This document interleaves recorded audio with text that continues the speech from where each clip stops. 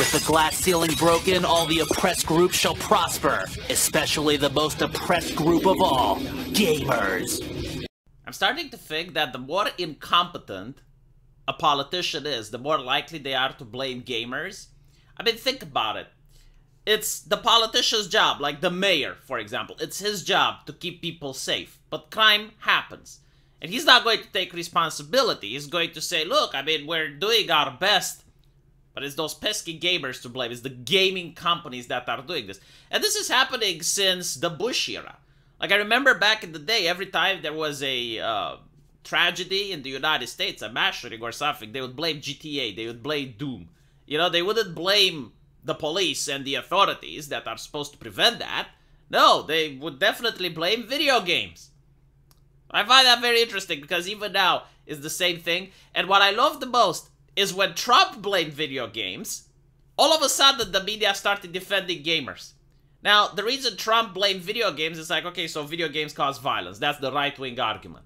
The left-wing argument is that video games cause sexism and racism, and that is a problem because sexism and racism cause violence. So it's basically the right-wingers just skip a step. But when the left does it, it's like, oh, that is so progressive, that is so academic, that is so empowering. But when the right wing does it, no, that's bigoted, that's wrong, like you just don't understand technology, you boomer.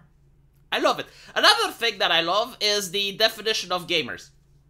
Like, you will have people in the media saying that everyone is a gamer. If you play one video game, like if you're a big booby goth waifu, and you play Tetris, then you're a gamer.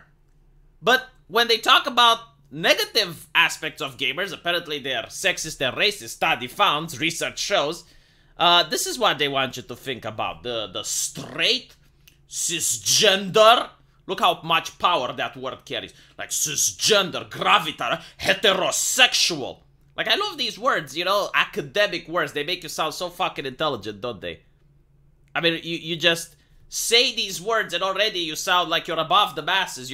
You have reached a level of intelligence and understanding that normal mortals cannot. So, that's what they want you to think in your image when you understand that gamers are racist and sexist.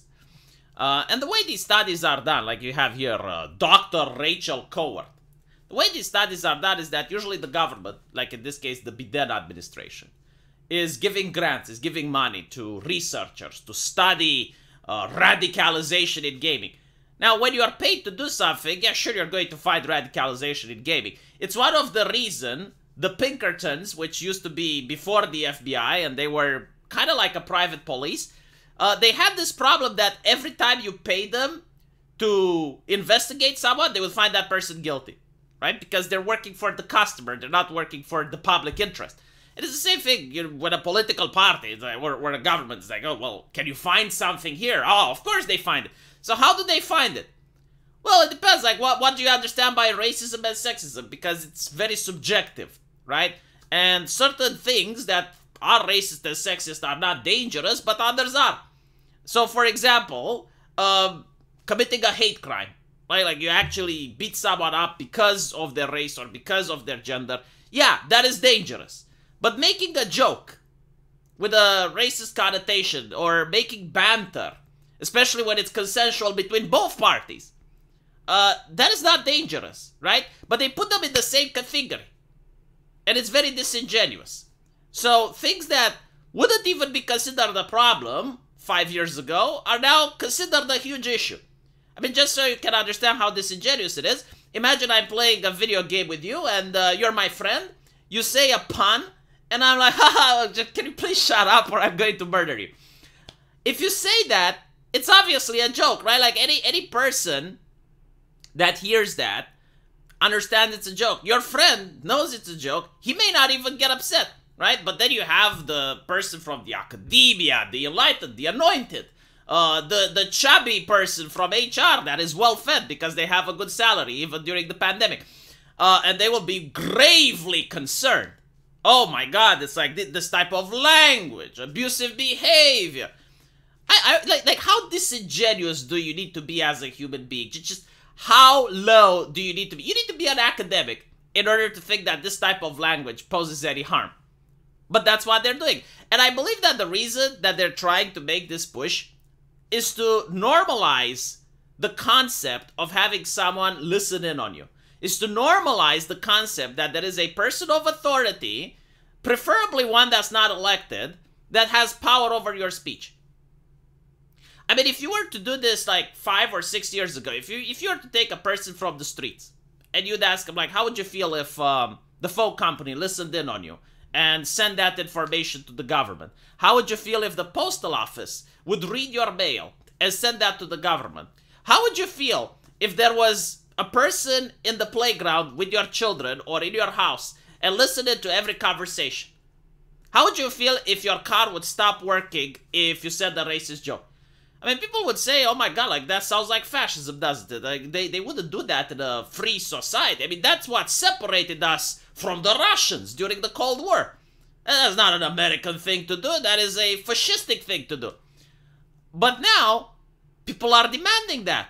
Like, people are happy when Blizzard, for example, Overwatch, requires your phone number in order to play. And they also want you to have a subscription-based model so that you provide the phone company with your name, your address, your ID, or social security number. Like that. That's what they want. And then they brag about the fact that they're going to listen in on you. So if you have voice chat in Overwatch, it is normal for the company to listen in on you. And people demand more of that. Like that's what people want nowadays. You know, like back in my time, people would be worried about having a microphone in their house. Because, you know, we were behind the Iron Curtain and the government used to do that. Now people bring the Alexa willingly in their house. People willingly want that microphone in. People willingly have the smartphone with the option to be tracked enabled. So this is just more normalizing, right? Like, what does it tell you? It tells your children who play video games that there is a way to behave, not a way that's being taught by their parents, but the way that the corporation and the government wants them to behave. And it's okay to be listened in on, even in your private moments, even when you're in your bedroom and you're playing video games. Like, it's normal to be surveilled. And it's normal to get punished if you break these conditions. Right? So that's insanely concerning. And I think, like, most people are looking at these articles and they do not understand the danger that it poses for freedom and liberty.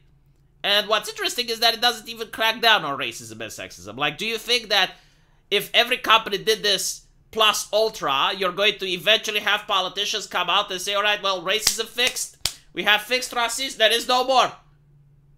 I mean, no, like, since 2016, you had more crackdowns on jokes, more crackdowns on liberty, and yet you still had the BLM riots and all of that, right? Like, billions of dollars down the drain in order to fix racismus, and racismus is still here. And I think racismus will always be here because it's such a lucrative business for certain people, isn't it? And I'm talking not about the people who do it, because joking in a video game is not lucrative, but the people who are paid to stop it, the people who are paid to crack down on it, have a vested financial interest in keeping it going. So let me know what you guys think, and as usual, I will see you in the comment section. Take care.